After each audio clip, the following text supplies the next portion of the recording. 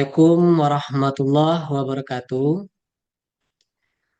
Baik, di sini kami akan menjelaskan dari tugas UAS kami, yaitu tentang statistik dan data science dengan judul analisis determinan error dan kegagalan prediksi pada algoritma Automated Valuation Model atau AVM di pasar properti heterogen. Studi kasus teknis pada pasar volatil dan data sparse.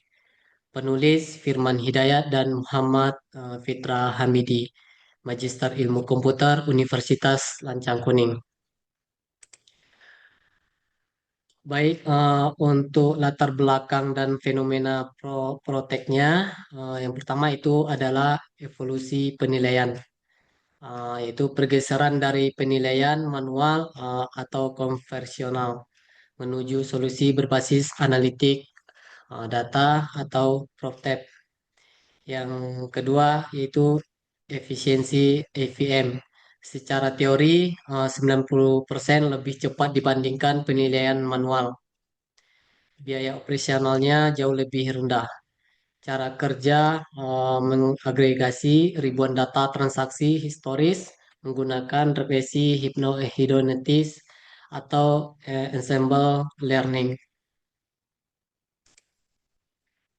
Masalah utama pada kasus kali ini yaitu kesenjangan realitas.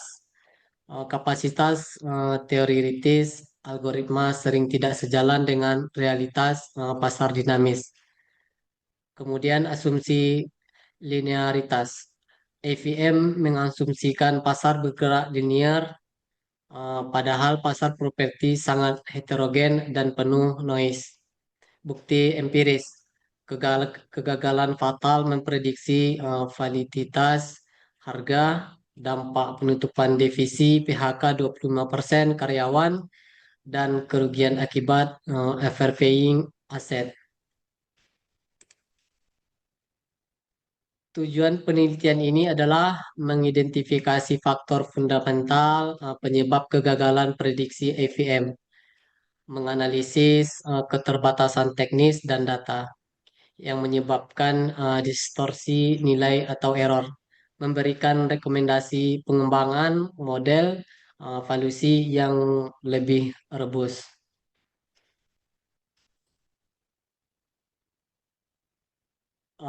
Untuk metodenya yaitu descriptive analysis, yaitu kualitatif dan kuantitatif. Tahapan analisis yang pertama yaitu analisis input data, evaluasi kualitas, time lag, dan prinsip Gerben in, Gerback out. Kemudian analisis algoritma, meninjau arsitektur regresi pada kondisi data jarang atau sparse data, dan risiko overfitting. Kemudian faktor eksternalnya yaitu analisis dampak volatilitas ekonomi makro dan konsep drift. Selanjutnya yaitu temuan satu, masalah data lag, yaitu sifat reaktif. AVM dilatih menggunakan data historis atau misal 6 bulan terakhir, bukan prediktif real time. Kemudian konsep drift, saat terjadi perubahan makroekonomi tiba-tiba distribusi statistik harga pasar bergeser menjauh dari data pelatihan. Kemudian dampak fatal. Data transaksi tertunda 30 sampai 90 hari atau aset tidak liquid. Algoritma buta terhadap sentimen pasar terkini menyebabkan over valuation saat pasar turun dan under valuation saat pasar naik. Baik, selanjutnya akan dijelaskan oleh rekan saya Muhammad Fitra Hamidi. Oke, terima kasih Pak Firman Hidayat. Selanjutnya akan saya lanjutkan presentasi kami yang tadi disampaikan oleh Pak Firman, yang mana ini temuan kedua atau kebutaan variabel kualitatif. Yang pertama ada unseen variable atau variabel yang tak terlihat. Di sini FVM tidak mampu melihat kondisi fisik yang tidak tercatat dalam data numerik. Yang kedua yaitu omit variabel bias. Contohnya di sini dua rumah bersebelahan dianggap bernilai sama oleh FVM, namun realitanya rumah A renovasi premium, rumah B rusak struktural. Kemudian ada konsekuensi. Konsekuensi ini yaitu merugikan pemilik aset terawat dan menguntungkan properti terbengkalai karena model mengasumsikan kondisi rata-rata. Next, Pak.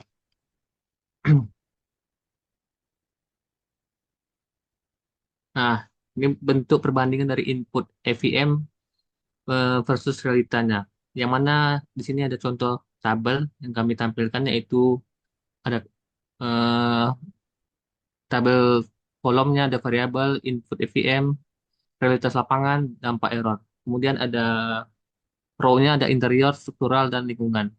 Di sini contohnya input EVM atau data. Di interior ada tahun dibangun, struktural luas bangunan, kemudian lingkungannya ada koordinat GPS. Kemudian ada realitas lapangan, interiornya itu renovasi total atau smart home, strukturalnya ada kerusakan fondasi atau atap, kemudian lingkungannya ada posisi atau dekat TPS gitu. Situs satunya dekat TPS contohnya. Kemudian dampak error ada interiornya yaitu undervaluation 26, overvaluation 27, bias positif. Next, Pak. Teman. Kemudian temuan ketiga yaitu heterogenitas dan overfitting. Yang pertama ada masalah data sparse. Ini ada pada daerah dengan volume transaksi rendah atau pedesaan atau elit, FPM kurang data pembanding. Kemudian ada masalah data sparse. Radius pencarian diperluas, memasukkan data dari lingkungan yang tidak relevan atau menyeberangi batas sosioekonomi.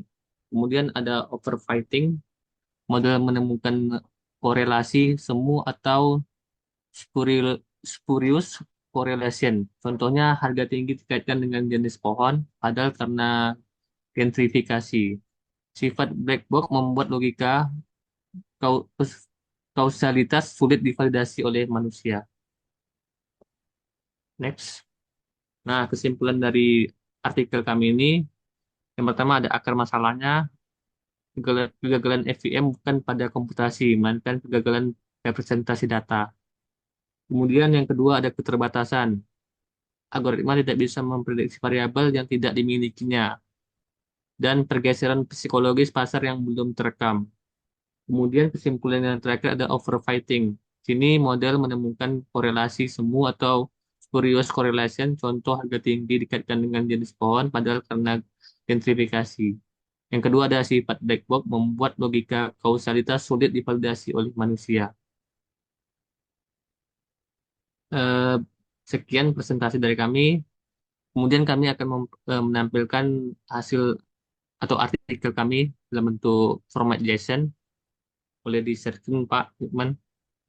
Baik, siap. Baik, kami akan share artikel kami sebentar, Pak Fitra.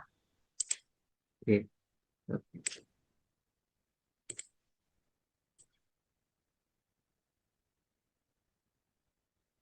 Baik, berikut adalah artikel yang kami buat dari studi kasus yang kami dapatkan.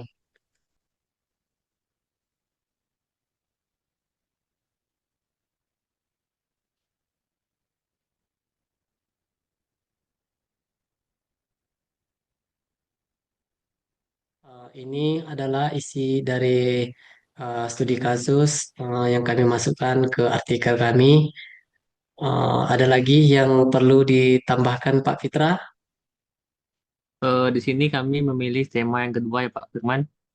Kami memilih tema analisis dan evaluasi terhadap satu studi kasus nyata statistik dan data science, yang mana judulnya tadi sudah kami jelaskan yaitu analisis determinan error dan kegagalan prediksi pada algoritma automated valuation model atau VM di pasar properti heterogen. Nah, di sini kami menggunakan template JSON untuk membuat artikel kami ini. Kenapa JSON? Karena kami mengikuti format dari eh, Magister Ilmu Komputer Universitas Rancang Kuning. Nah, saya seperti itu saja, Pak Firman. Oke, siap. Terima kasih, Pak Fitra.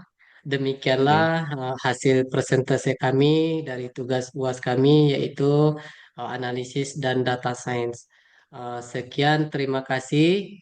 Assalamualaikum warahmatullahi wabarakatuh. Waalaikumsalam warahmatullahi wabarakatuh.